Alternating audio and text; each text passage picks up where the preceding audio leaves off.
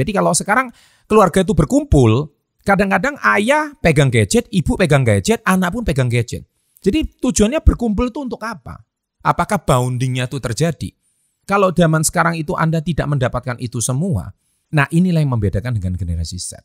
Generasi Z, mereka menghabiskan 8 jam sisanya ini semuanya full di sosial media. Nah ini yang menjadi problem utama.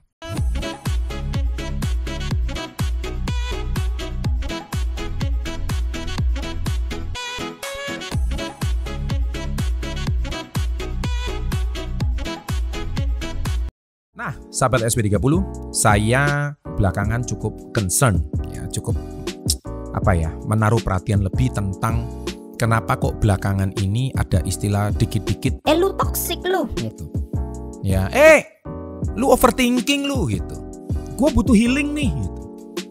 Nah, sekarang kenapa kok tiba-tiba anak-anak sekarang itu seperti itu? Setelah saya teliti, nah saya mau cerita sedikit dengan inilah perbedaan generasi Z dengan generasi Y dan generasi X, apalagi generasi baby boomers. Generasi baby boomers mereka itu yang lahir pada tahun 1945 pasca perang sampai tahun 1960. Kemudian generasi X seperti saya, yaitu kelahiran tahun 1961 sampai 1980. Generasi milenial atau generasi Y, yaitu mereka yang lahir pada generasi tahun 1981 sampai 1994.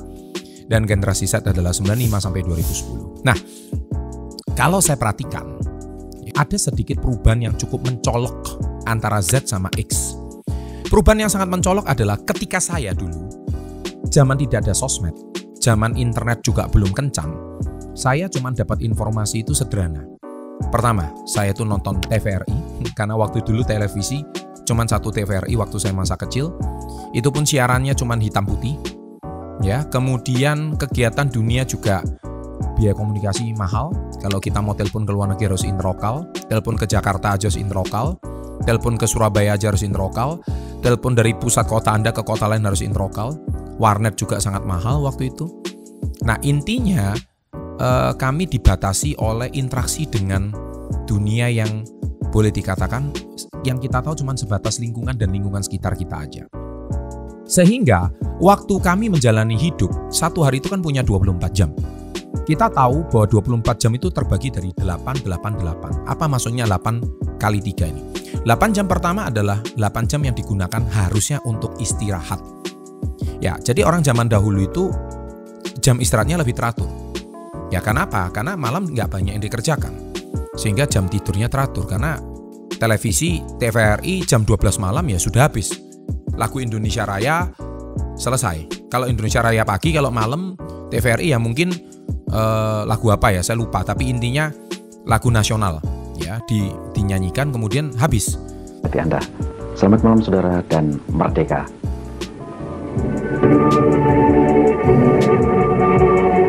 Jadi nggak mungkin kita nonton jam 12 lebih 1 menit malam itu nggak ada siaran, yang ada televisi cuman gitu aja. Sehingga kami nggak punya sarana apapun, sehingga kami harus tidur pada jam itu.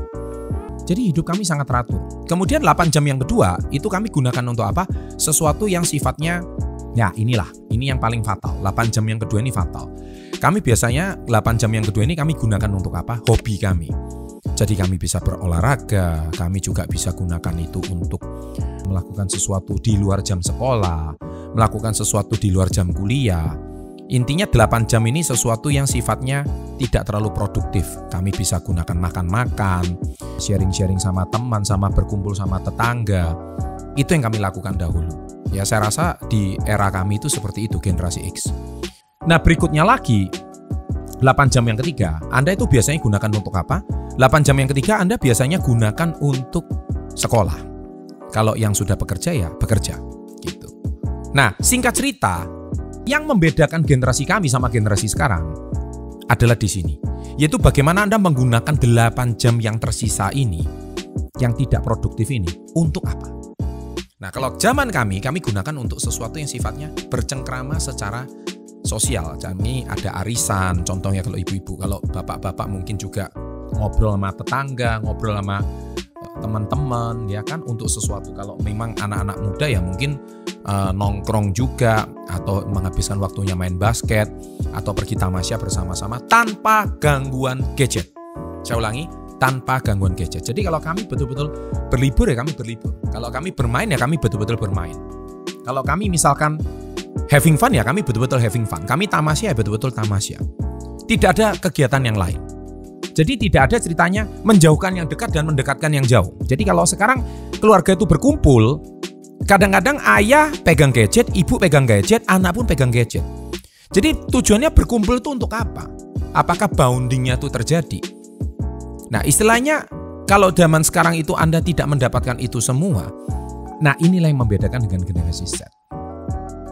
Generasi Z, mereka menghabiskan 8 jam sisanya ini semuanya full di sosial media. Nah ini yang menjadi problem utama. Sehingga Anda hari itu mendapatkan informasi yang tidak seharusnya Anda dapatkan. Anda coba cek aja, Anda satu hari itu bisa di TikTok berapa lama.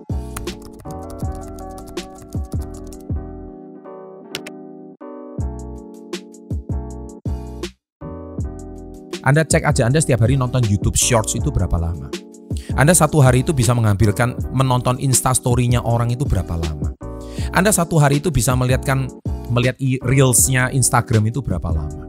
Dan 8 jam ini yang kami biasanya gunakan untuk berolahraga, kemudian bersosialisasi, itu tidak terjadi. Dan anak sekarang rentan overthinking. Kenapa overthinking? Karena Anda mengetahui sesuatu yang tidak seharusnya Anda ketahui.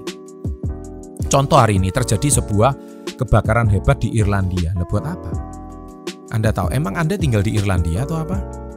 Ya kan? Contohnya hari ini ada seorang anak diperkosa usia 12 tahun. Nah Anda overthinking ibu-ibu jadinya. Gila, gue juga punya anak cewek nih.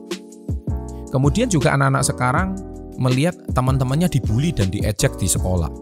Di sekolah yang lain, di negara yang lain, bagian yang lain. Anda overthinking. Kemudian hari ini Anda menerima informasi-informasi yang nggak perlu. Contohnya Anda suka kalau nonton TikTok, nonton konten horor contohnya. Jadi Anda malam-malam disuguhi sesuatu yang sebelum Anda tidur, disuguhi sesuatu yang menakut-nakuti Anda, memicu adrenalin Anda sehingga Anda malam hari menjadi insecure. Anda malam hari tiba-tiba jalan ke WC, lampu gelap, lampunya cuma nyala, padahal itu maksudnya bola lampunya harus diganti. Tetapi Anda lagi berpikir bahwa itu ada suatu energi yang tidak bagus. Nah, Anda menjadi overthinking seperti itu. Nah, Anda overthinking, Anda insecure seperti itu. Nah, itu yang menjadi masalah adalah karena Anda disuguhi konten-konten yang seharusnya tidak dikonsumsi di zaman kami. Singkat cerita, Anda tuh menjadi social media addicted. Anda menjadi kecanduan yang sangat parah. Sehingga Anda satu hari tidak bisa lepas dari gadget. Maka menurut saya, kalau Anda mau, Anda lihat konten saya sebelumnya, bagaimana Anda bisa detox dopamin, bagaimana Anda itu bisa lepaskan diri Anda dari kecanduan, yaitu satu kalimat, Anda sesekali itu tidak perlu mengkonsumsi sosial media berlebihan.